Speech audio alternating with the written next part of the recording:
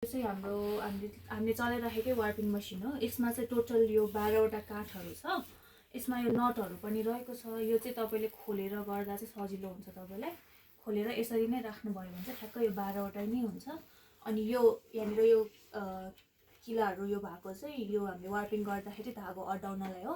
अनि यहाँबाट घुमाएर यता लगेपछि चाहिँ यो एक राउन्ड हुने चाहिँ हाम्रो वार्पिङ पछिको हुन्छ। अनि यो यहाँ नटदेखि चाहिँ एक राउन्ड तपाईँले घुमाउनु भयो भने चाहिँ वार्पिङ गरेर घुमाउनु भयो भने चाहिँ ठ्याक्क एक राउन्ड भएपछि चाहिँ तपाईँको 3.5 मिटर आउँछ।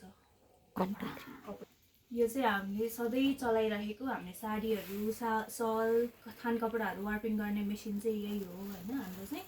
र एकजनाले चाहिँ हामीलाई वार्पिङ मेसिन चाहियो, हामीलाई पनि बनाइदिनु भनेर अर्डर गर्नुभयो। हामीले सबै औजारहरू वार्पिङको लागि काठहरू सबै किनेर ल्यायौँ। सबै महँगो भइसकेको रहेछ अहिले चाहिँ।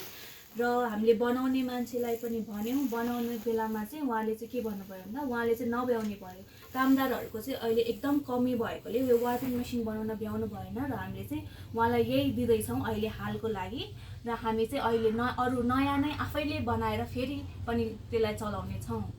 बाट चाहिँ अरू ठाउँमा लग्दाखेरि चाहिँ हामीले चाहिँ एउटामा चाहिँ हामीले यो नटहरू राखेको छौँ। नटहरू राखेर चाहिँ जोडेको छौँ। यो सबै खोलेर लानुपर्ने हुन्छ। र यो चाहिँ फेरि लगेर जोड्नुपर्ने हुन्छ।